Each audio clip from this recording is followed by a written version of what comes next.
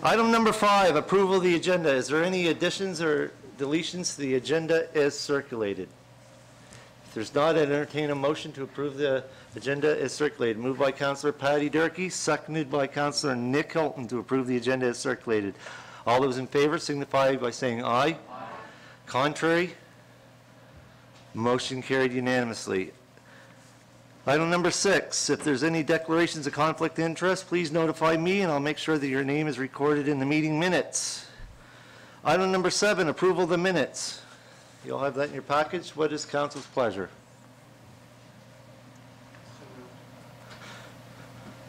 Moved by Councillor Nick Hilton to approve the minutes. Do I have a seconder? Seconded by Deputy Warden Trevor Cunningham to approve the minutes as circulated. All those in favor signify by saying aye. Aye. Opposed? Motion carried unanimously.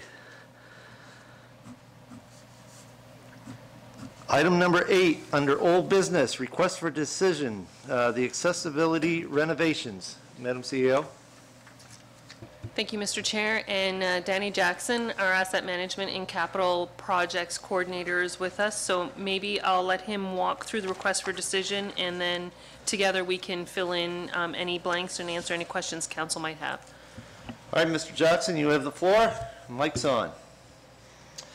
Mr. Chair, Madam CEO, councillors and staff, this is a request for a decision to move forward with a resolution approving the works for the accessibility. Can you hear me? Yes, we can. To approve a resolution for the accessibility renovation upgrades within the municipal building and the Rotary Centre. What is council's? You going to continue? No, that's fine.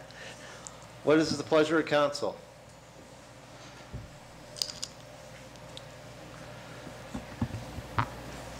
Deputy Warden Trevor Cunningham. All right, well, and bear with me because the recommendation is formal as a resolution, and as you're well aware, we do have pending responsibility to make our buildings accessible, and that's a good thing. So without further ado, I'll make the recommendation on behalf of council. So whereas Bill 59, the Accessibility Act, requires prescribed public sector bodies to bring their buildings to meet accessibility standards per the Act, and whereas the Municipality District of Yarmouth is a prescribed public sector body, and whereas Council for the District of Yarmouth is committed to providing safe, equitable access to services, and whereas the District of Yarmouth has received and accepted an accessibility audit for the administration and Rotary buildings endorsed by the Accessibility Advisory Committee, and whereas Council has committed an initial $450,000 in current capital investment plan toward accessibility upgrades, and whereas the Municipality of District of Yarmouth seeks to secure funding under the Municipal Capital Growth Program for 50% of the project costs, therefore be it resolved that the Municipality of the District of Yarmouth commit to the completion of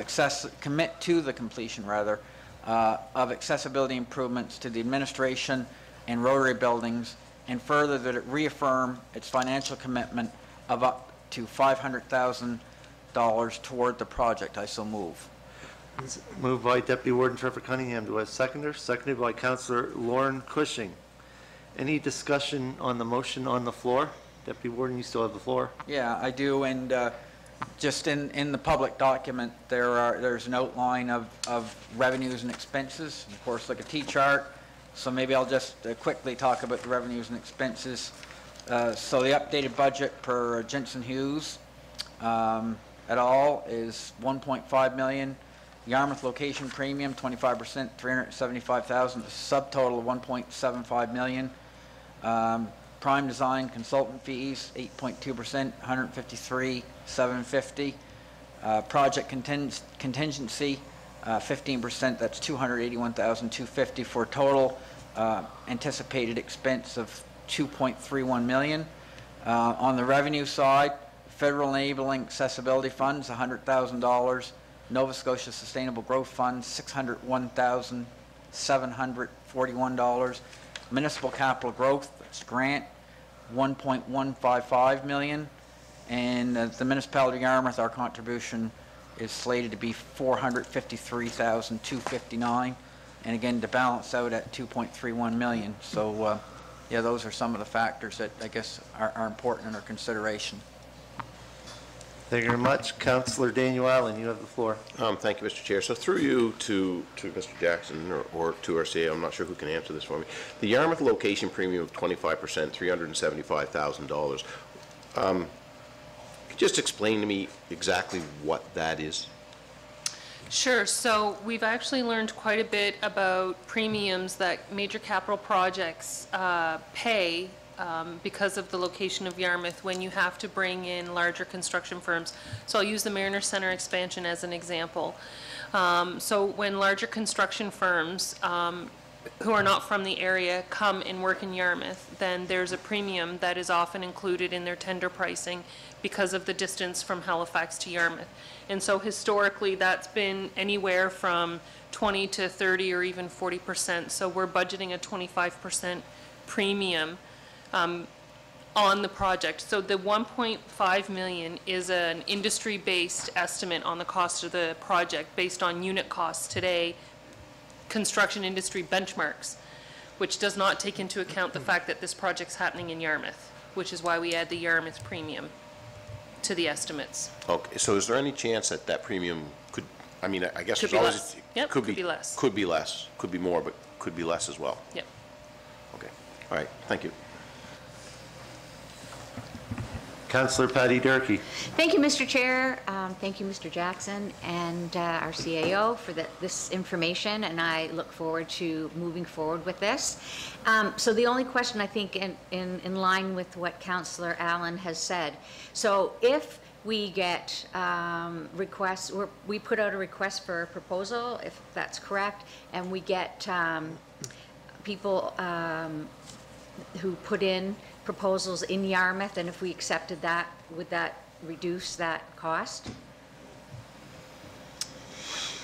I mean, typically a local company doesn't have the travel expense and the lodging expense of a company who's far away. And so because this resolution is to support an application for funding, the way the tender could be structured is a separate conversation to mitigate that Yarmouth premium cost. Thank you very much. Councillor Sherry Hurlbert. Thank you, Mr. Chair, and thank you, staff, Mr. Jackson, for this report, and to the CAO and everyone else who worked on this. We know our accessibility audit came in. We knew there were lots of areas for fixing, and I'm, as chair of the Accessibility Advisory Committee, I'm glad to see that this project, is one step closer to getting some things remedied. Thank you. I have one question for the CEO. The Municipal Capital Growth Program, where is that located? Is that through the provincial or federal government? Federal, Danny? Yeah, Yeah, that's it. federal. Federal. I think these renovations are a long time coming. This is something that we've been talking about for quite some time. Something that always bothers me is the what they quote unquote the Yarmouth premium. Hopefully we get a local company that's qualified and can do the work, which I do believe they are, and I'm looking forward to when the RFP goes out, who applies for the to do the RFP. So, regardless. Could I just clarify something, Mr. Chair? Correct. So I guess it needs to be stated that, for clarity, the resolution on the table tonight does not approve the spending of $2.3 million. It approves the resolution, which is making the commitment and reaffirming the municipal contribution, and it's to support the funding application. There's a completely separate process of several approvals on the part of council to get the project off the ground. So a tender package has to be approved, a tender award has to be approved. So there's lots of steps to go before we're actually in construction phase. Yeah, you actually took the words right out of my mouth, because that's where the next thing I was going to be going. But it just bothers me that that we have to include things like that just for the what ifs. I really hope that a local company, when we're done all the procedural things, applies to do this. I'd like to see local people working in our own local building. Any more discussion on the resolution on the floor? Question being called. I'm sorry. Councillor Hilton, turn on your mic. I missed you. Go ahead. Just through you to the staff, at what point in the process would we see a rendering of what the design might look like for chambers? Like, how does that work? Like, we've quoted what it might cost. Does that mean there is an idea of what it might look like? Nope.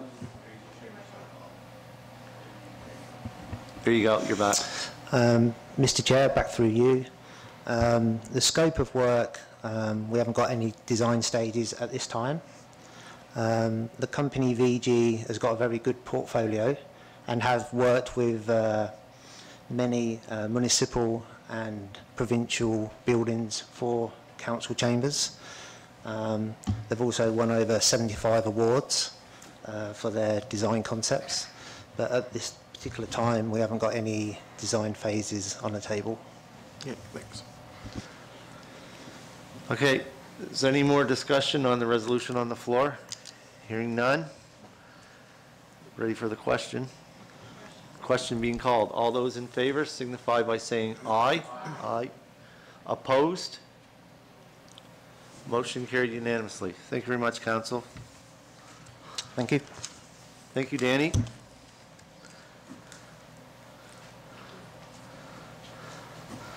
Item 9, new business. Request for decision in regards to variance 10715. You all have that in your package, Deputy Warden? Yes, Mr. Warden, I'll move that the Municipality District of Yarmouth overturn the Development Officer's approval and refuse a variance for PID number 9015997. I'd like to speak to the reasons why, if it's seconded. Moved by Deputy Warden Trevor Cunningham, seconded by Councillor Nick Hilton. Deputy Warden, you still have the floor. Of course, I reviewed all the pertinent information and did visit the lane, and I guess that the history of the area is such that you know, this development would be really close to an adjoining neighbor, and I mean, it's just too close. In my view, and I think there are other alternative ways forward. So that's, I guess, the rationale. The letter of appeal was well stated and convincing. Thank you very much, Deputy Warden. Before I ask for any more questions, this is actually the first time that I've ever seen personally a request for variance, and I'm going to ask staff, I'm going to ask Derek Robertson, Development Officer, to speak a little bit on that, on what the reason why this is before council. There you go. Okay. All right. So normally a variance, the procedure is just that it comes to the development officer. There's a clear guidelines set out in the MGA for when a variance can or cannot be granted. Those guidelines are that it does not violate the intent of the land use bylaw, that the difficulty experienced is not general to other properties in the area, and that the difficulty experienced is not the result of intentional disregard for the requirements of the LUB.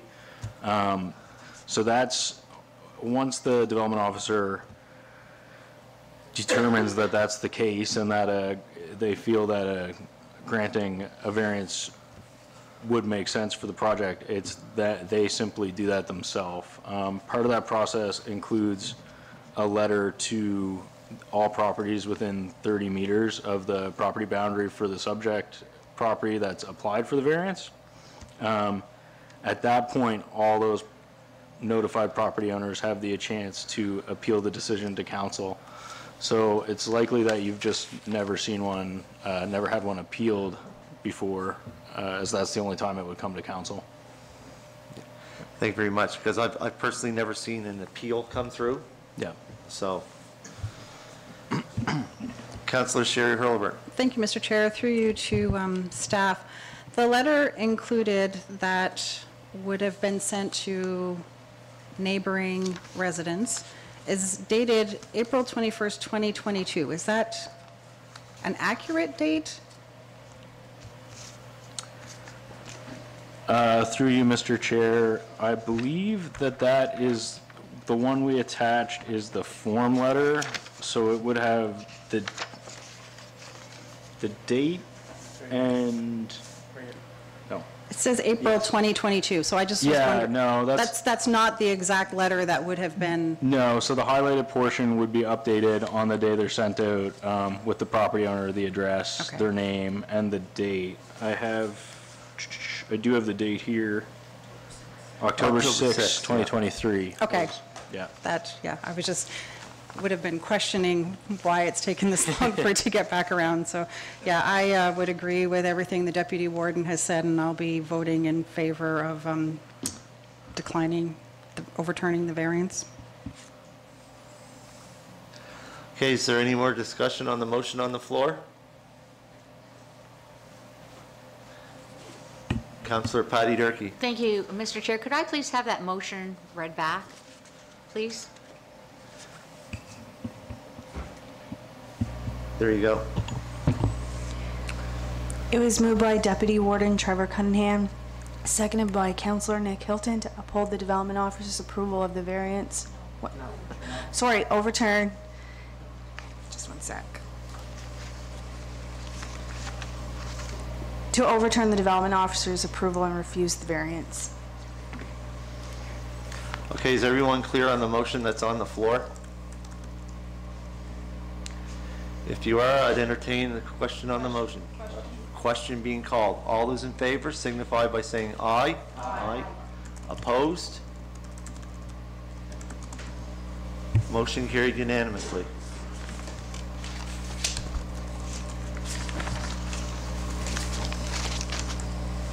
Item 9.2, request for decision, cost of living adjustment management policy C-286-22. Madam CEO. Thank you, Mr. Chair. So the policy adopted by council last year requires an annual review. So I went through the Statistics Canada data for the 10-year reporting period and just updated it to go from 2013 to 2023 as opposed to 2012 to 2022.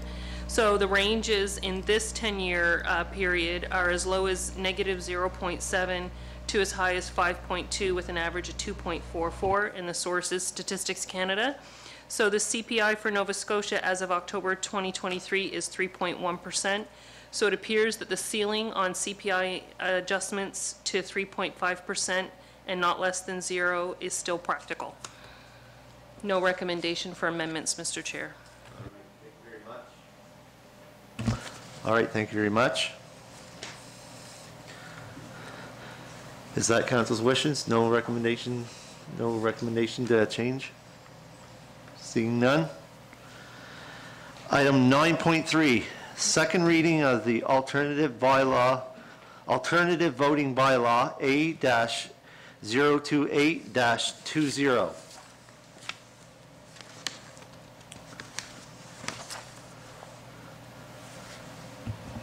Councillor Nick Hilton. Thank you, Mr. Chair, and I'll make a motion to approve the final reading of the alternative voting bylaw A-028-20. A motion on the floor. Do I have a seconder? Seconded by Councillor Daniel Allen. Discussion? I'll start. Some of you are maybe wondering what's going on here in regards to the voting bylaw. Is if you remember, I had some concerns that there was no paper ballots. The changes in this, item 3.2.1, has been changed to allow council to have the choice of allowing a paper ballot in the election. And I will ask the CAO one question in this, in item 3.2.1 that was added in here. It says in here, any decision to offer paper ballot shall be made by resolution no later than 1 year prior to the general municipal election. So does that mean that we can hold a general election with a paper ballot? Oh, absolutely, Mr. Chair. That was the direction that was given a couple of months ago, and updating the bylaw just reflects the direction that you gave. So when we took a look at it, because of the lead time to prepare an election, council was looking for some direction in their bylaw in terms of when they need to be making these decisions so that staff can do the actual work required to set up the election. So item 3.2 was always in the bylaw. Unless council decides otherwise, there shall be no voting by way of paper ballot. So council always had in their bylaw their purview to exercise their desire to have paper ballots. That's always been in the bylaw. But when we were talking about it a couple of months ago, there was a recognition that it takes a long time to stand up an election. So we put that time frame in there so that when the next election cycle comes around, the council of the day will know that however they would like to set up the election for 2028, they need to give staff those directions in October of 2027 so that there's time allowed to set it up the way council wants it set up. Yes, that's correct. Councillor Nick Hilton. Thank you, Mr. Chair, and, you know, it was a good discussion, and I believe that, you know, what we heard was that people wanted well, we heard a lot of things, but the idea that paper ballots were important to the election process, and, you know, this isn't probably quite as open as I was expecting it to be, but it is a start, and we know that this policy will be approved prior to the next election, so for anyone watching at home, if paper ballots are important to you, vote that way this time, and those numbers will be reviewed, and the policy will be reviewed, and we can make changes again in 4 years, or the council at the time can make changes again in 4 years. Any more discussion on the motion on the floor? Question being called. All those in favor signify by saying aye. Aye. Opposed? Motion carried unanimously.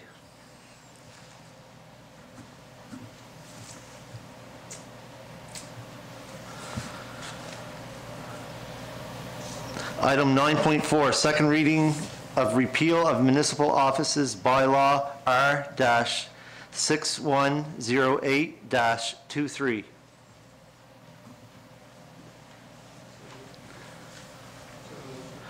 Moved by Councillor Nick Hilton. Do I have a seconder? Seconded by Councillor Sherry Hurlbert to repeal the municipal offices bylaw R-6108-23. Is there any discussion on the motion on the floor?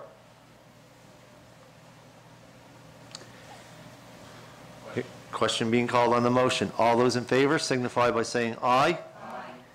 Opposed? Motion carried unanimously.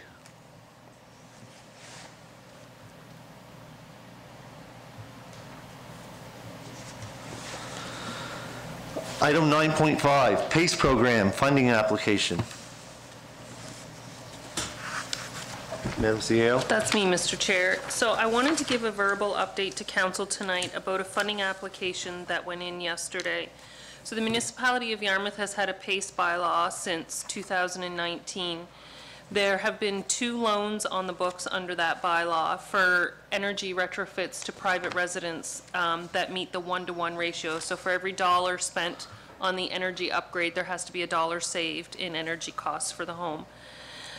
There have been 3 additional applications. 1 was rejected because the applicant didn't live in the municipality of Yarmouth, and 2, the applicants pulled out. So there really has been very little uptake on the property assessed clean energy bylaw. And the Western Regional Enterprise Network has had in their strategic plan for quite some time an acknowledgement that economic development in the region is somewhat hampered by a lack of access to energy capacity on the power grid. And so the Western REN did some work to do some baseline energy demand data collection in the region and identified a possible opportunity to support residential properties doing energy retrofits and upgrades to reduce either their demand on the grid or even their reliance on the grid at all, and redirect that capacity on the grid for economic development. So that's a long way around to say how this happened. So the REN has been looking for funding opportunities to help support the work, to create access to energy for economic development in the region. And the Sustainable Communities Challenge Fund opened up, and the REN was not eligible to be an applicant. So they were looking for an opportunity to do an energy project. And so in the last 3 weeks, the town of Digby, the municipality of Clare, the municipality of Yarmouth, and the district of Argyll have been having conversations about working together as a region to reinvigorate our PACE bylaws. So all of those municipalities have PACE bylaws in place right now. And all of those municipalities struggle to get active use of the bylaw. So we had some conversations around, you know, what could it look like, and what we understand from homeowners is that it's just difficult to navigate the whole process of getting an energy audit done, finding the companies to do the work, making the applications for the rebates, applying to each municipality for the loan. Is for a lot of homeowners, there's just too many barriers there. It's just too difficult to navigate. So the notion was to stand up a pilot project where there would be, we're calling it concierge level service. So basically navigation services to help homeowners navigate the entire process, to do energy audits and move through the process of getting their direct rebates as well as applying for loans through PACE bylaws. So we put together a project in a short amount of time and made an application for just north of $800,000 in funding that would be shared by those municipalities across a two-year pilot project. The requirement under the Sustainable Communities Challenge Fund was that there would be a lead municipality, and that, so I put up my hand. I know that Council's strategic plan has a lot of elements in it around green energy, reducing greenhouse gas emissions, economic development, so it fit within your strategy to at least take a stab at this and see if we can get the funding. So I just wanted to disclose to council that we had made that application. All of the councils involved will have 45 days to decide whether or not they want to move forward if there's an offer made to award the project. So there will be a council approval required for the project to move forward if we're successful. Already, any questions? Councillor Allen? Thank you, Mr. Chair, and through you to our CAO. I'm pretty happy to see this because I know people that have gone through the programs through like Greener Homes, that type of program, applying for like heat pumps and things like that, and it can be difficult. And I know some seniors have gone through them programs because I know a couple personally, and there's a lot of hoops to jump through, and it's not as easy as when you hear it advertised on the radio or you hear it advertised on TV. It's just not as easy as they make it sound. And so to me, if this is, I mean, it sounds like it's a very similar type of program in the end. And if it makes it easier for people to be able to apply and borrow money through the municipality to do such types of renovations to their homes, yeah, I think it's a step in the right direction, especially if we can help them with the paperwork aspect and things like that. Like I think that's a bonus to me. Through you, Mr. Chair, to Councillor Allen, I think that's what makes the project unique, is that level of support that's going to be given to the homeowners. That's what makes it unique. We just don't offer that in our PACE program right now. Absolutely, I don't disagree, Councillor Allen. The amount of hoops in some of this paperwork for funding applications is absolutely overwhelming for many people, even me. All right, Councillor Nick Hilton. Thank you, Mr. Chair, and thank you to the staff for coming up with this initiative. I have to say, you know, talking to residents lately, you know, about like the heating initiatives, the $600 rebate, the $750 senior grant, the one thing standing in their way is the paperwork, the ability. One of them, you can only apply online, and when you're making decisions if you want to heat your home versus have internet, some of them just don't even have access to the access to the internet to fill those applications out. So I see this as cutting a little bit of red tape for some of these individuals, and I look forward to how we promote that as well, making sure that all the residents are aware that we're trying to help them.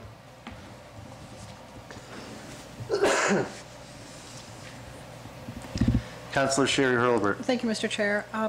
So we've applied. Do we know when we will hear? It's going to be in the spring. Okay. It's going to be in the spring. We're hoping to hear in April, so that when council considers its operating budget in May, we'll have the figures, because there will be a requirement for each of the participating municipalities to make a contribution to the pot, the loan pot. So right now, the municipality, in its current PACE bylaw, does not put a ceiling on how much money will be lent each year. The proposal is that we approach this a little bit differently, and the participating municipalities create a pot of money that the loans are drawn off of, and then the interest is paid back to that, and then paid back to the municipality. So I think it's a pretty good proposition for everybody involved. Okay, thank you. Any more discussion on that item? Hearing none. Item 9.6, recommendations from the Committee of the Whole. 9.6.1, YASTA for short-term accommodation bylaw request. You all have that recommendation. Councillor Patty Durkee. Thank you, Mr. Chair. I'd like to make the motion that the Marketing and Promotions Levy Bylaw M-062-06 be updated to reflect the changes in the regulation governing short-term rentals. Okay, a motion on the floor. Do I have a seconder? Seconded by Councillor Nick Hilton. Discussion on that? Councillor Durkee, you still have the floor. Yeah, thank you, Mr. Chair. I just want to point out again, as per the discussion that we had in our Committee of the Whole, that the provincial government has changed their bylaws to say that the municipalities in Nova Scotia can set their own levies. And so after much research has been done locally, that the decision is to set the levy rate of 3% of the total purchase price of accommodation. So what that means is that visitors coming to Yarmouth County would pay additional 3% of the purchase prices of their accommodations. This is very common everywhere now, and in most places that the amount is much higher than 3%, and that the grant levy funds would be sent to, or collected, would be given to Yarmouth and Acadian Shores to promote regional tourism. So that would be discussed among the partners, and that excuse me, levy funds directed to YASTA are in addition to the municipal core funding granted to YASTA. So this would be above and beyond what we normally budget. And that there would be an intermunicipal agreement between YASTA municipal partners to ensure that each municipality understand their role in the YASTA partnership. So we are in partnership with the town, the municipality of Argyle, and the MPLEX organization, and that's about to change. There'll be some changes coming as to change in the board of YASTA to include Airbnb folks, because they now will have to participate in the in collecting the levy rate. So in the past, it was only hotels that had 20 or more rooms. Now it will be anybody who provides accommodations to visitors for a short period of time will have to pay the levy. And if you have any questions, you can ask. Thank you.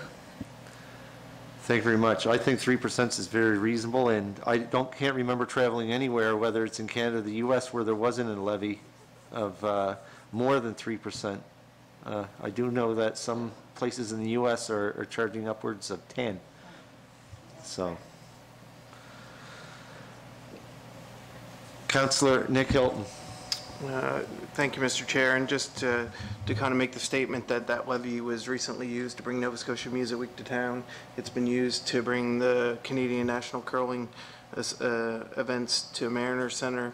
It's used on a regular basis to promote Yarmouth, and we need those events to put heads in beds and the levy creates that partnership. So I'm really excited to see what Yarmouth and Acadian Shores can do with maybe what could be some additional funds. And we know next year that we're expecting 30,000 plus people for the Acadian Congrès, and really it should be a winner. So.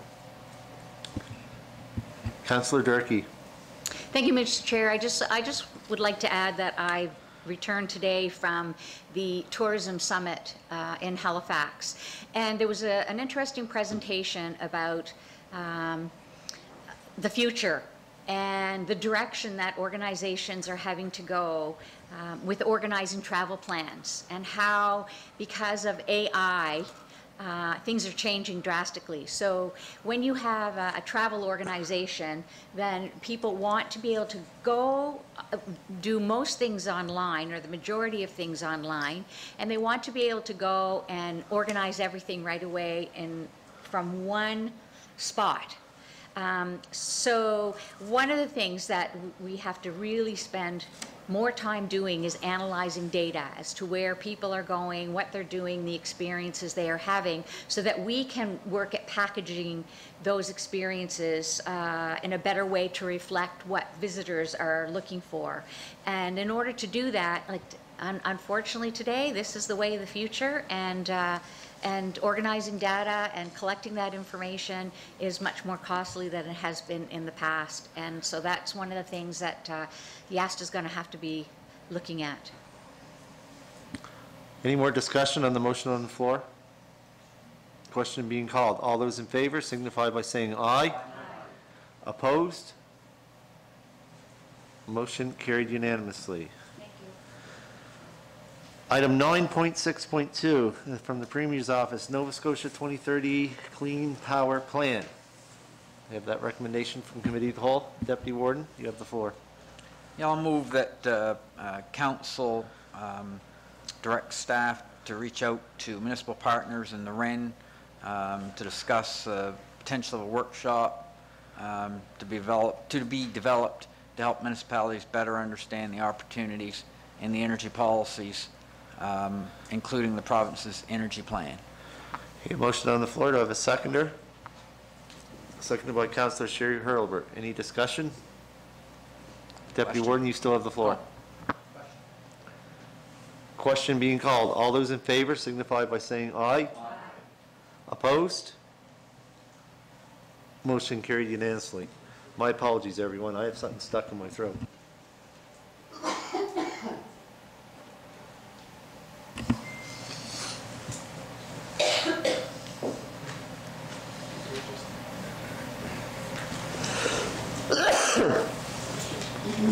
Man. Item 9.6.3, EPR and the implementation and the impending January 1st, 2024 deadline. Councillor Sherry Hurlbert. Thank you, Mr. Chair. I'll make the motion that the municipality of the District of Yarmouth opt into the extended producer responsibility paper and packaging program for Nova Scotia, and that this intention be declared to divert Nova Scotia by way of filing the required information form. Hey, a motion on the floor, seconded by Councillor Patty Durkee. Any discussion on that? Councillor Hurlbert, you still have the floor. Thank you. Just as was attached in the Committee of the Whole documentation a couple of weeks ago and is included here again today, the letter from WasteCheck, which includes a variety of our partners. So WasteCheck isn't just the municipality of the District of Yarmouth. It is Yarmouth, Digby Municipality, Town of Digby, Town of Yarmouth, Municipality of Argyle, Municipality of Clare. I think that's everyone. So that outlines what the options were for us. So we know that we have been asking for this long since before I was elected, and it's good to see that it's closer than it was. And look forward to how this plays out in the immediate future. Any more discussion on the motion on the floor? Hearing none, all those in favor signify by saying aye. Aye. Opposed? Motion carried unanimously. Councillor Hurlbert? Thank you, Mr. Chair. I'll make a motion that the municipality of the District of Yarmouth agree to task Waste Check to negotiate with the producer responsibility organization, and that further, that it be recommended that Waste Check Board issue a call for expressions of interest from CAOs designates to participate on the negotiating committee. Okay, a motion on the floor. Do I have a seconder? Second by Councillor Lauren Cushing. Discussion? Hearing none. All those in favor signify by saying aye. Opposed? Motion carried unanimously.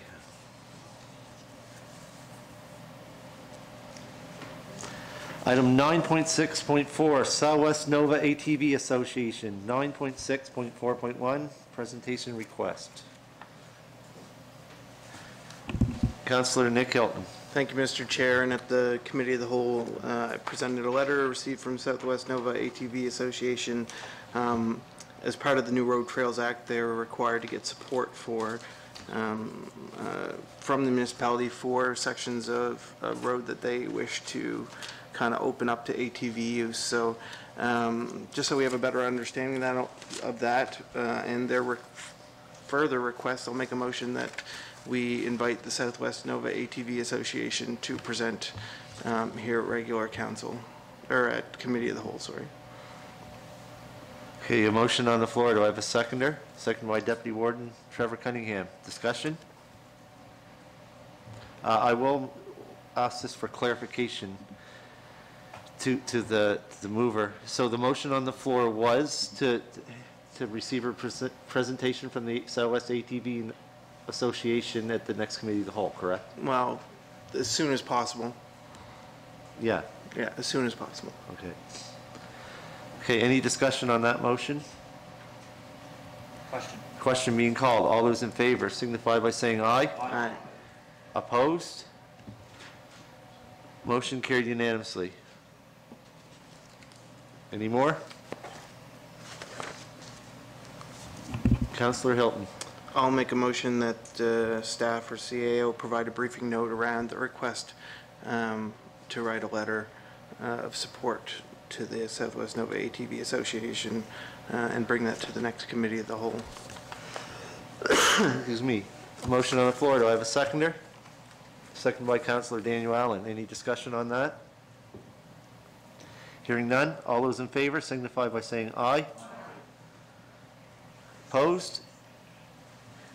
Motion carried unanimously. Item 9.6.5, divestiture plan for Port Maitland Fog Alarm Building. Councillor Patty Durkee, you have the floor. Thank you, Mr. Chair. I would like to make a motion that the municipality of the District of Yarmouth divest the Port Maitland Fog Alarm Building under Section 51(1) of the Municipal Government Act to a nonprofit organization and issue a request for expressions of interest. Okay, a motion on the floor. Do I have a seconder? Seconded by Councillor Nick Hilton. Discussion on that? I will say this much. I'm glad to see that we're finally moving forward with this because there's we know of at least one community group that's very interested, and it's been a pain in Councillor Durkee's side, or I shouldn't say it's been a pain in her side. It's been, she's been wanting something done with that property, and finally we're moving forward with that. So if there's no discussion on the motion, entertain the question. Question being called. All those in favor signify by saying aye. Opposed? Motion carried unanimously. Item 9.6.6, Municipal Housing Needs Report by Turner and Drake and Partners Limited.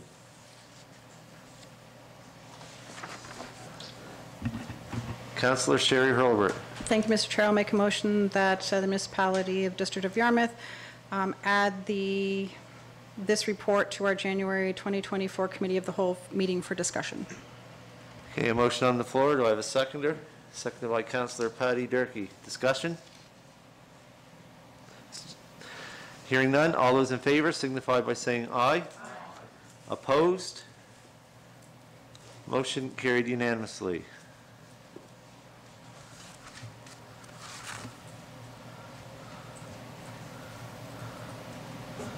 Item 9.6.7, the Rural Internet Update Project.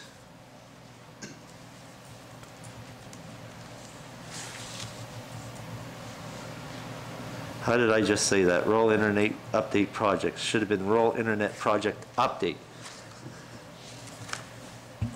Councillor Hurlbert. Thank you, Mr. Chair. I'll make a motion that the municipality of District of Yarmouth add the rural internet project update Phase 2 and Phase 3 to the February 2024 Committee of the Whole agenda. Okay, motion on the floor. Do I have a seconder? Seconded by Councillor Daniel Allen. Discussion? I will say this much, out in the countryside, there's still a lot of work going on with that project. There certainly is. If there's no more discussion on that, all those in favor signify by saying aye. Aye. Opposed?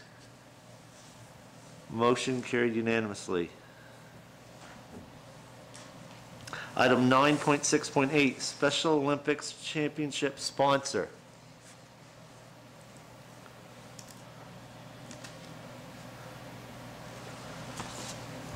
Councillor Nick Hilton.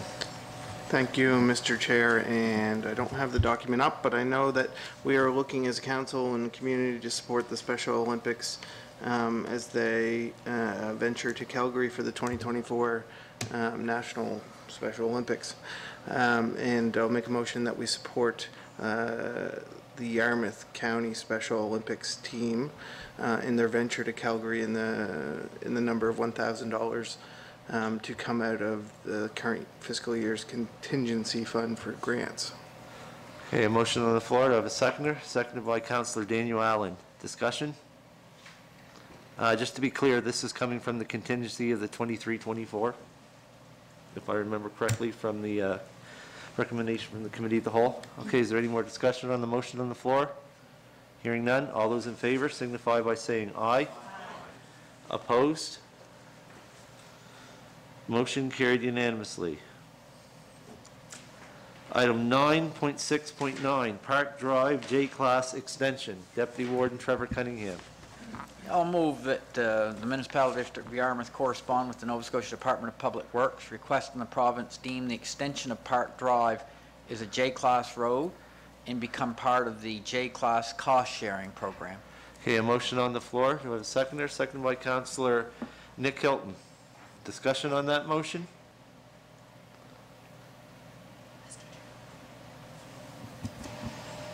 Councillor Allen. Thank you, Mr. Chair. So I just want to make this perfectly clear that we are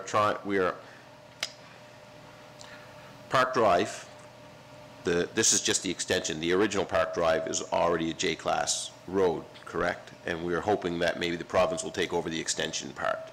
So I just want to make that perfectly clear that that's what we're after here, right? And hoping that in the end, the whole Park Drive will just be a J-Class road, extension and all. Awesome. Yeah, we're asking the province to take over the remainder of the road. I think it's a great idea. I think it is too. It's not something that we've ever done before, and I made a sort of a funny remark about it, which I sort of regret at the time, but if you don't ask, you don't get. That's right. Any more discussion on the motion on the floor? Question being called. All those in favor signify by saying aye. Opposed? Motion carried unanimously. Item number 10, correspondence for action. 10? My apologies. No, that's okay. Councillor Gilbert. I think, I'm not sure, under 10.25 for information request for decision tractor procurement, should that have been somewhere else that's supposed to be there? Okay, thank you. All right, item 10.1 for action, 10.1.1, Coastal Restoration Society 2024 projects. CAO? I can speak to that, Mr. Chair, to kick off the discussion. So Coastal Restoration Society is the not-for-profit agency that was supported by council this summer to do some work in the oceans off of our coastline to help pick up garbage and retrieve ghost gear from the bottom of the ocean and other things they find, like tractor tires. So they had a very successful season employing people from our own region, upskilling them for the type of work that's happening and paying more than living wages to them. They received $5,500,000 from Department of Fisheries and Oceans to do the work that was done this year. there was an additional contribution of $2.3 million to make the, excuse me, operation work year-round. So now the Coastal Restoration Society is moving into funding applications for next season to continue on with the work off of the shores of Nova Scotia. And so the request, excuse me, Mr. Chair, is for a letter of support from the municipality of the District of Yarmouth to go along with funding applications that the Coastal Restoration Society will submit this winter. Councillor Patty Durkee.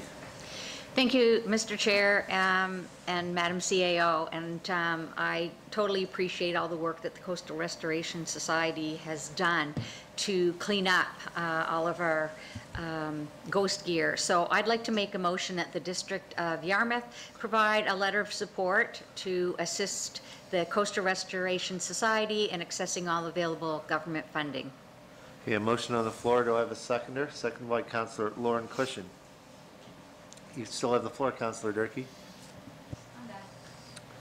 No, I think that's a great idea. They do a lot of work. I don't remember how many tons of garbage that they've removed from our shoreline, but yeah, I think it's a great idea. Councillor Nick Hilton. Thank you, Mr. Chair. And in 2023, combined coastal restoration and other organizations, it's around 220,000 pounds of garbage have been removed from the shorelines of Yarmouth County, more than pretty much any other county in Nova Scotia. And although I do believe they do great work, I guess my question to the CAO is, can we frame the letter in a way that it's available to any organization that wants to apply for a grant to do this work within our municipality?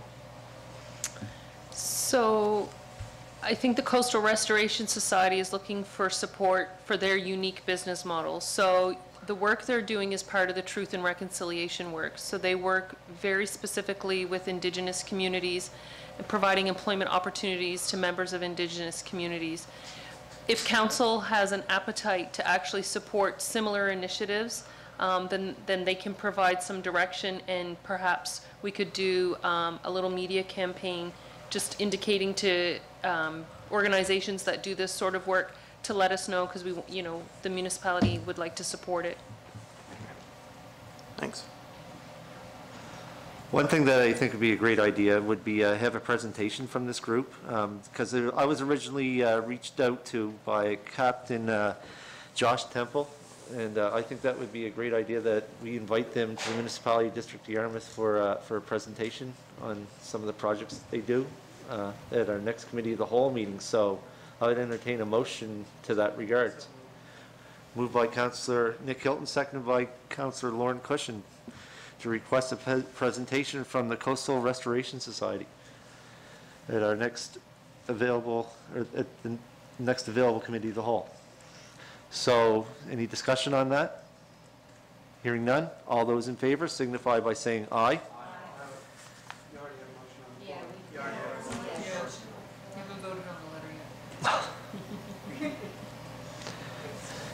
One of those days.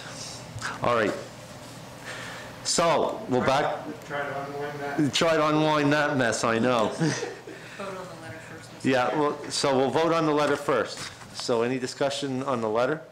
Question being called on the letter. All those in favor signify by saying aye. Aye. Opposed? Motion carried unanimously. All right, the second thing, to ask for a presentation. So is that still moved by Councillor Nick Hilton, and the seconder still Councillor Lauren Cushing on that? I'm going to ask the recording secretary, since I made such a mess of that you have that straight. My apologies, council, and everyone watching. Sometimes my brain moves faster than my mouth. All right, question being called on that motion. All those in favor signify by saying aye. Aye. Opposed? Motion carried unanimously. Councillor Sherry Hurlbert. Thank you, Mr. Chair. Do I need to make a motion to extend our meeting time? Because we're Absolutely, close we to do. it. It's 6:59, and as per our council procedural policy, regular council meetings can last no more than 2 hours unless a motion is made by council. So So Councillor moved. Hurlbert moves to extend our council meeting seconded by Councillor Patty Durkee. A motion on the floor to extend the council meeting above and beyond council procedural policy. So all those in favor signify by saying aye. Aye. Opposed? Motion carried unanimously. Item 10.1.2, urgent appeal to save the Fundy Rose. You have in front of you the 10.1.2.1, the advertising campaign data, and item 10.1.2.2, to propose Digby St. John Ferry disruption. One thing I will say about this, and I guess this is a question to the CAO. A week ago Friday, we had a meeting with our MP, Chris D'Entremont, here Friday afternoon at 4:30. And we were talking to him about putting in, not questionnaires or surveys, but petitions to the federal government. And from my understanding, they do not accept, or you cannot table a petition, an online petition. I fully support the advertising campaign to support the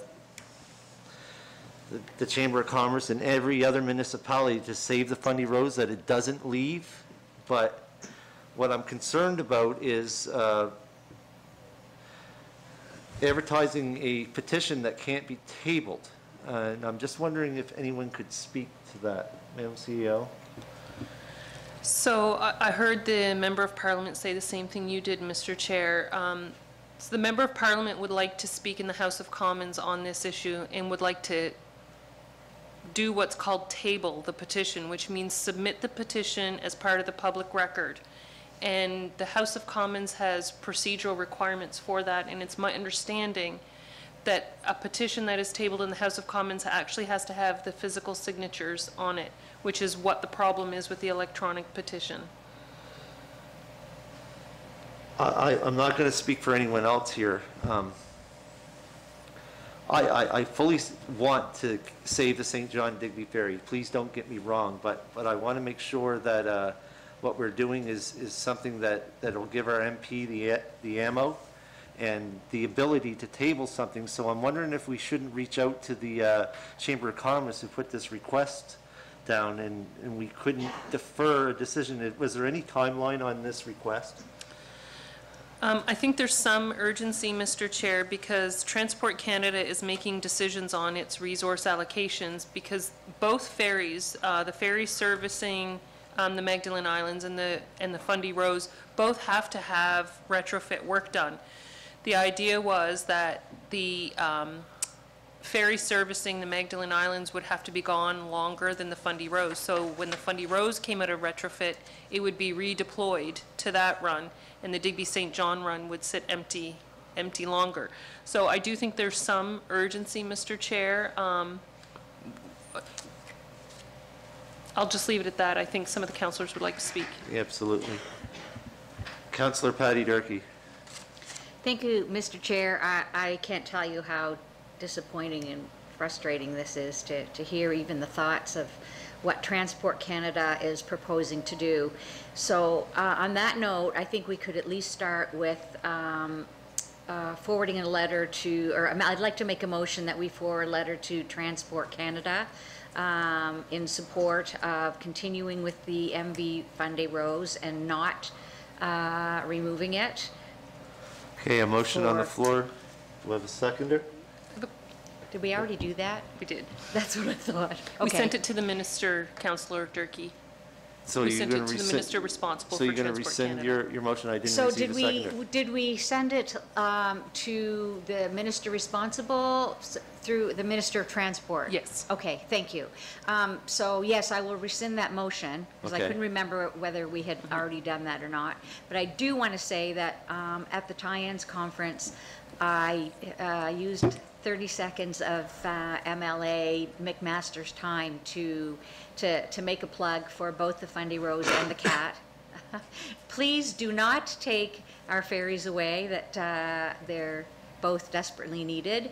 And also mentioned to him that the numbers, particularly for the CAT at the time, because we know that the province is going to be doing a study on that the numbers from the most recent visitor survey were very positive. And fortunately, MLA McMaster is a numbers person because he came from finance. And I said the numbers look really good with the amount of money that is left behind in the province. In fact, considerable amount of money. And the good news was, he said, I did read and see that, and he said, I've heard you, and am listening to what your communities are saying. So hopefully if he has any say in the situation, then it would be really helpful. So I guess in this request, I'll turn the floor over to you, Deputy Warden, here in a second. It's in regards to the ads and trying to gain awareness. Each ad costs $200 and runs for 8 days, and that's just some of the information that's in here, so I don't know what council would wish to do. Deputy Warden? So obviously, if people stated, this is a really, really important piece of infrastructure, especially around the time that we're transporting live goods, lobster, and all sorts of other seafood products, and all sorts of other just commercial products and tourism, and I mean, it's pretty clear, the letter outlines all that, and we all know what the Digby Ferry does, or all the ferries, the Nova Scotia Ferry to Maine, all those ferries do for the area, and to have Transport Canada even consider taking the service out, we may never get it back if it goes, so who knows where this goes.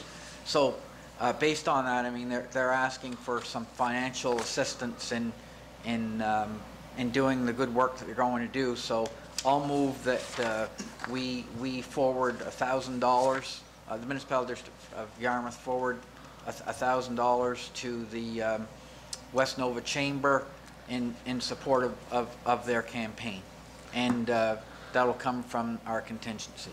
Okay, motion on the floor. Do I have a seconder? Seconded by Councillor Nick Hilton. Discussion? Councillor Sherry Hurlbert. Thank you, Mr. Chair. Like you, I fully support and, want to advocate for keeping this, this important link. But if the money that we're giving to the chamber is only for an online ferry petition, and we know that online petitions will not be accepted or cannot be tabled federally, then are we, I guess I agree with you, are we doing the best work that we can be doing to advocate for this? Madam CEO. So, Mr. Chair, when council had a conversation with a member of parliament, he mentioned a couple of other advocacy routes that might be available to municipalities. And so, maybe the $1,000 investment could be set aside, but set aside in a way that it has an impact on the debate in the House of Commons. So that would require... So it could support contributions to advocacy in Ottawa on the issue. So would that require, from my understanding, that would require an amendment to the motion that's on the floor? I would think so, Mr. Chair. Because the current motion was to forward the money to the West Nova Chamber, but their use of that money is to promote the online petition, correct? Correct, right, that's right. And, yeah, so I would have to vote, I would have to not vote in favor of the motion as it stands, because I think that we're just not using the money the best way that we can. So I could make an amendment. Yes, you can. That we allocate, you said 1,000? Is that what the motion was, Jenny? 1,000 to set aside for advocacy at the federal level? Is that clear enough? Not clear enough? That's clear enough for me, because if it's for advocacy or for the federal government or something that can be tabled, that's what I would believe it would be, for advocacy, for support for the funny roads. Yeah, okay. So you making that amendment? Yes, please. Do I have a seconder? seconded by Councillor Daniel Allen, the amendment. So any discussion now is on the amendment. Councillor Nick Hilton. Thank you, Mr. Chair, through you to the CAO.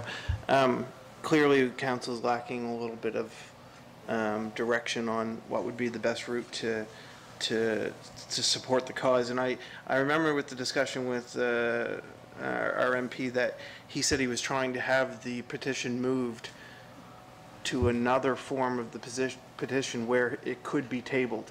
And I feel like maybe the direction should just be to consult with him prior to providing the funds to the chamber. Like, I feel like if the petition, if he felt like he was going to reach out and have them change the petition so that it could be used at the federal level to be tabled.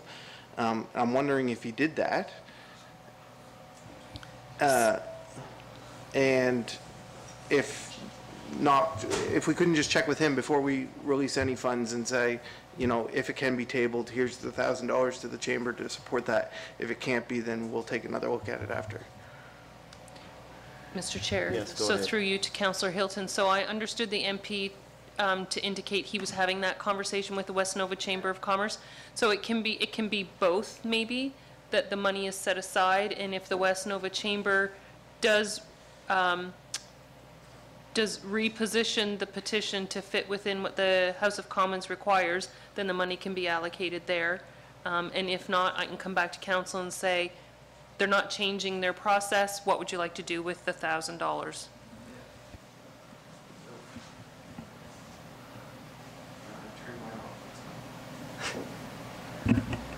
Deputy Warden.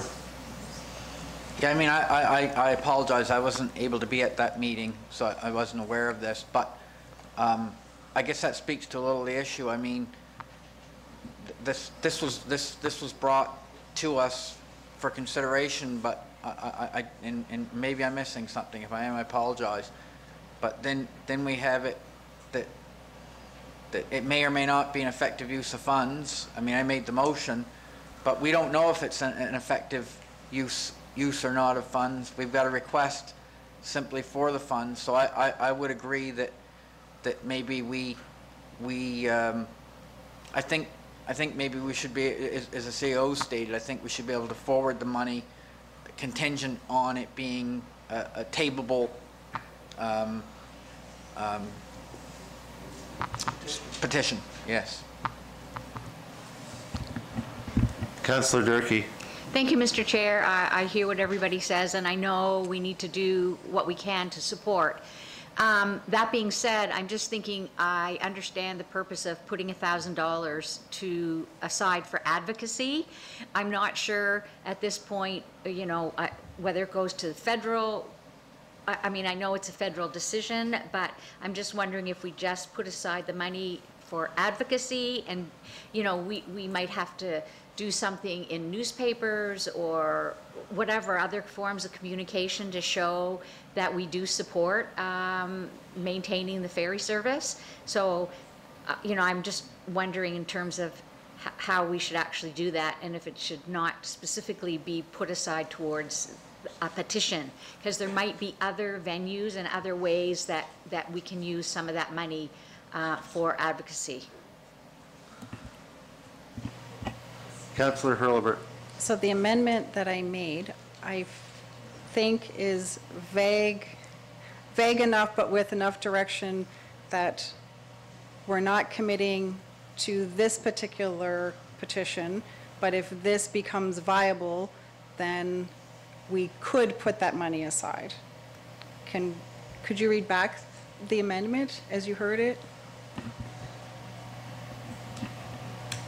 Cut your mic, Councillor Hilton, just for a sec. Go ahead. The amendment, as I heard, was to allocate the $1,000 and to set aside for advocacy at the federal level. So I think that is enough to cover, and if staff finds out that this petition could be tabled through our MP, then we could put it there, and if not, they would come back, right? Correct. Yeah, okay. So is there any more discussion on the amendment? Question being called on the amendment. All those in favor signify by saying aye. Opposed? Motion carried unanimously. All right, back to the main motion. Question being called on the main motion. All those in favor signify by saying aye. Opposed? Motion carried unanimously. Okay, correspondence for information. Where did my other paper go?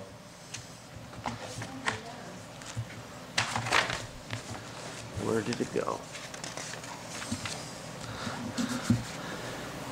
Back to the computer.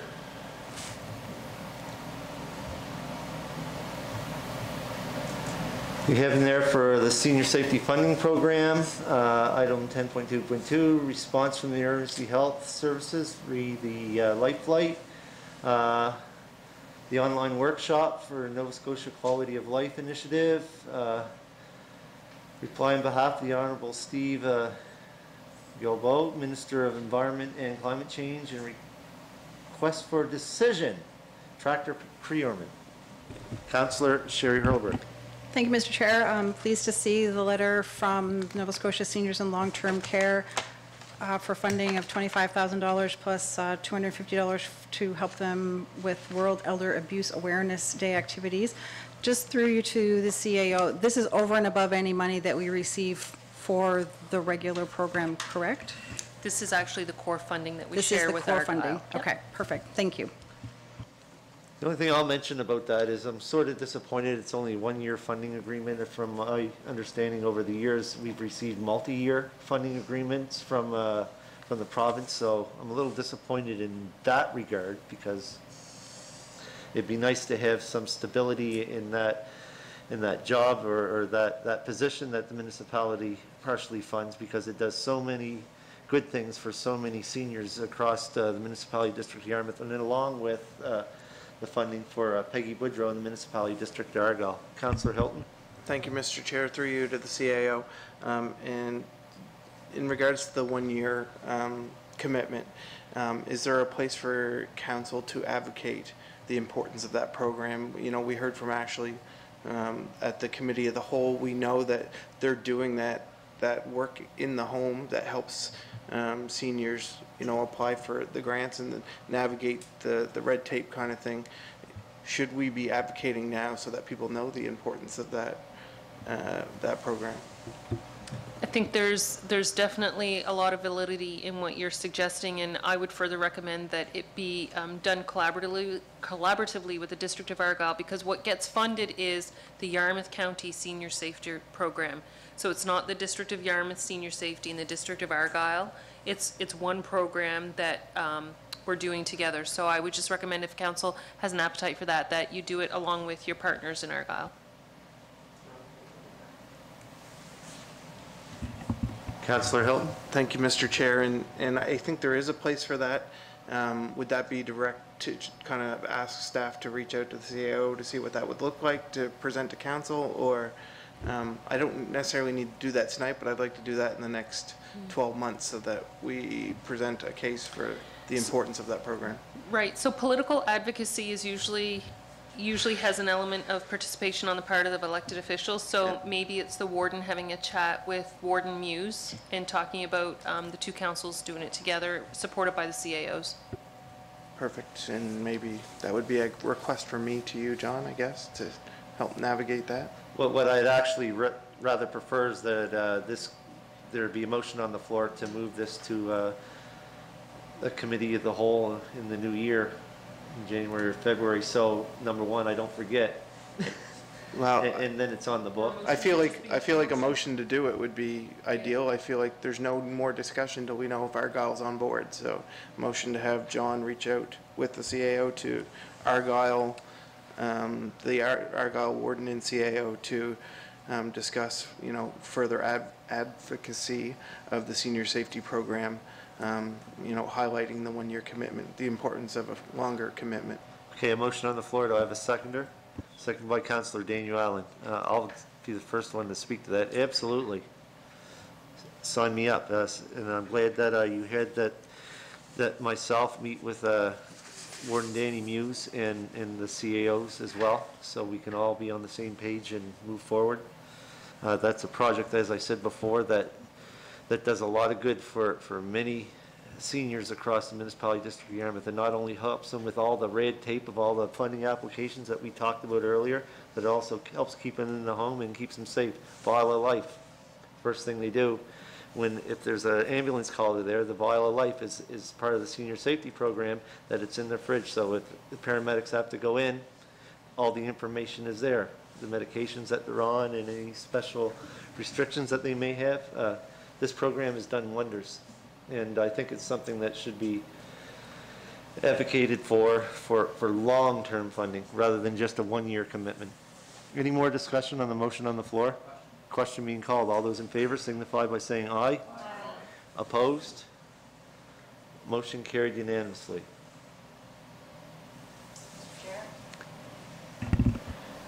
Councillor Patty Durkee. Thank you, Mr. Chair. I just want to comment on 10.2.2 and 10.2.4, where, we advocate for things to the province and to the federal government, and the response is, thank you for your letter, and then nothing else happens. So, sometimes it's very frustrating. The second, with the climate change and the suggestion that we made, and the response being, we're going to pass the buck so as much as people have to understand is, we can sometimes ask for things from other levels of government, but oftentimes the response we get is like zilch, like, thanks for your letter, and that's it. But we do our best. Thank you. Any more on any of those items for information? Hearing none. Moving on, item 11, reports. Item 11.1, CAO's report. You all have that in your package. Questions, comments? Councillor Sherry Hurlbert. Thank you, Mr. Chair. Through you to the CAO. 6C, council training consultation. We had asked fairly recently, so I understand if you don't have any updates, but do you have any thoughts on how we're going to proceed with some training on how to encourage and support public engagement activities? Yeah, sure. So I've had a couple of conversations with some of the directors. I think if we're going to invest in a resource specific for the District of Yarmouth to do some training, we would probably build out a whole day, half a day for staff and half a day for council. So in the new year, I'm going to issue the requests for proposals. Probably something like that we can do on the standing offer list. We'll get 3 bids. And council will see the proposals and take a look at how proponents think that they can support the municipality, and then council can decide who they want to hire. Okay, perfect. Thank you. Any more questions regarding the CEO's report? If not, entertain a motion. Motion to move to accept the report by Councillor Sherry Hurlbert, seconded by Deputy Warden Trevor Cunningham. All those in favor signify by saying aye. Opposed? Motion carried unanimously. Next one, item 11.2, Warden's report. A lot of you may see that there is no report there. Well, there's very good reason for that. Usually I do my reports Sunday, but I was called out to a fire out in the Carlton area where I'm a volunteer of the fire department, and unfortunately, when I usually do them is when I don't. Also, another reason why I was holding off is I was hoping to say something about dumping day, which was supposed to happen, but unfortunately it's been postponed due to weather, and we still, if I'm not mistaken, do not know when they're going to be allowed to go out. However, even though dumping day has not started, I'd like to wish each and every one of the fishermen or fisherwomen out there the best of luck for high catches and low winds. Unfortunately, we haven't had low winds right now. And as soon as we're aware of a dumping day, that you all be reminded that out at the Cape Horseshoe Light Station, there's usually a large gathering of people along with media out there. Usually starts at 5:30, depending on when the season's opened. But usually we're out there a half an hour before for the boats leave the harbor, and it's an awfully nice and spectacular sight to see, especially in the dark with all the boats leaving not only Yarmouth Harbor, but you can also see them leaving the Chebogue area, Pinckney's Point, where Councillor Allen leaves from. It's something that not a lot of people get to see, and it's actually brings a lot of tears to a lot of people's eyes. A lot of people bring flashlights and bring them out. So I'm hoping everyone a very safe and prosperous fishing season. We all want you back home. Another thing that I wanted to mention is our Christmas tree lighting is happening this Friday at 6 p.m. here at the municipal office. It's an annual event that I always look forward to. We're going to be having the Christmas tree lighting at 6 p.m. Friday. There's also going to be some hay rides for the kids, which I will be driving the tractor, and anyone who might cringe at that, yeah, I've driven the tractor quite a bit over the years. Grew up on a farm, so I do know how to operate one. There's going to be kids' movies in here, hot chocolate, and a nice way to meet your friends and neighbors and say hello and wish them a Merry Christmas. And please, as always, not only remember that Christmas is not just for presents, but it's also looking out for your neighbors and making sure your neighbors, families, and friends, excuse me, and all those in need are looked after. So I urge everyone to go outside or go out to your neighbors and make sure that they're doing okay if they need anything. Councillor Durkee, I'll give you the floor since I'm losing my voice. Thank you, Mr. Chair, and I hope you don't mind, but there is another holiday coming up, and that is Hanukkah, which starts the eve of December 7th. And so I'd like to take this, on behalf of council, I'd like to take this opportunity to wish all of the Jewish community members happy Hanukkah. And we will be having a candle lighting on the 7th. In the menorah in the hall. Well, it'll just be lit. It's not a formal. Yes, that's something actually that Councillor Durkee requests every year, but unfortunately, where the timing of our council meetings, it's kind of surprised that I didn't see a request now that you mention it, but every year Councillor Durkee asks that we mention that. So that's my report this time. I'm sorry that I didn't have written one, but as you all know, we've been very busy. 2 weeks ago, we were with staff every day for that whole week, right from Monday right through to Friday when we were meeting with our MP. So I'm going to lose my voice again. Councillor Hill. I'm waiting for legal entities. Okay. So that's my report. So everyone, please come out here during our Christmas tree lighting. It's at Friday, December the 1st at 6 p.m. Moving on to legal entities report. Councillor Nick Hilton. Thank you, Mr. Chair, and just an update, Mariner Center Expansion Board. We don't meet very often, but you'll see some public information going out around consultation times and availability and sharing information, what's going on with the Mariner Center expansion.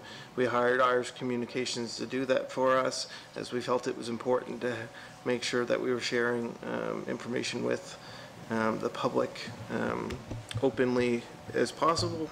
And we have and will receive the 66% drawings in the near future, which hopefully we'll share with public or with council as soon as possible.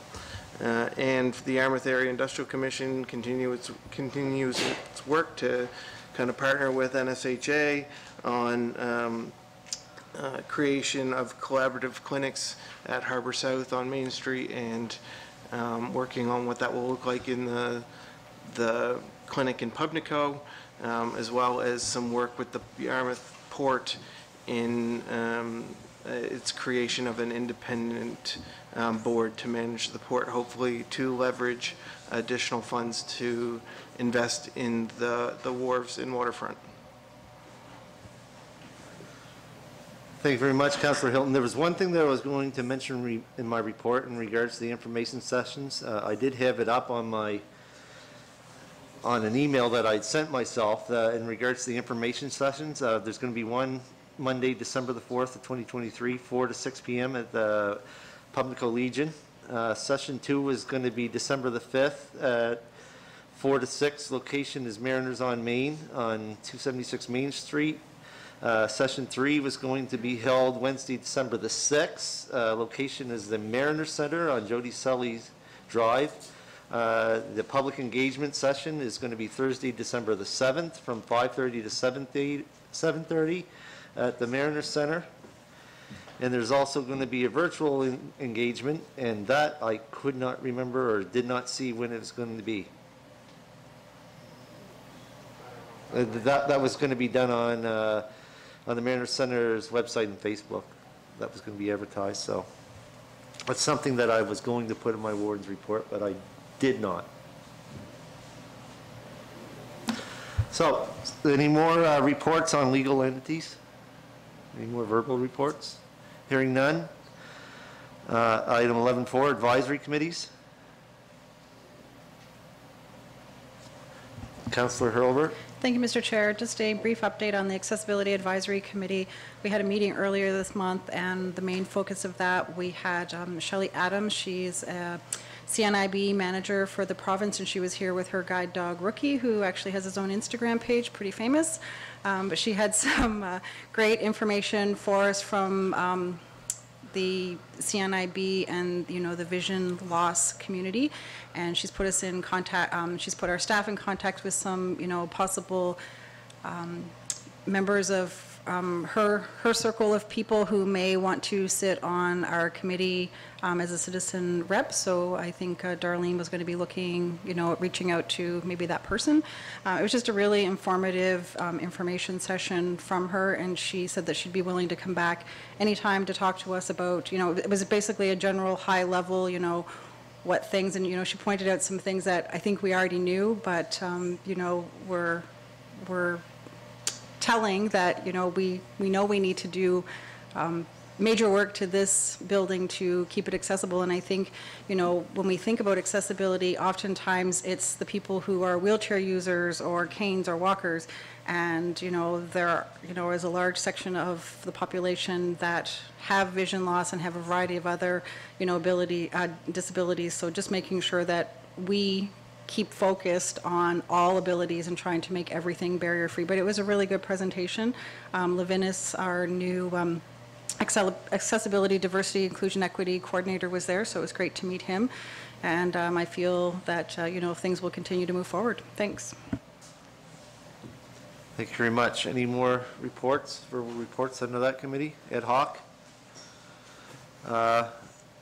In camera's done. Item 13, in-camera recommendations. If I remember correctly, there was at least two motions in regards to parkland dedication.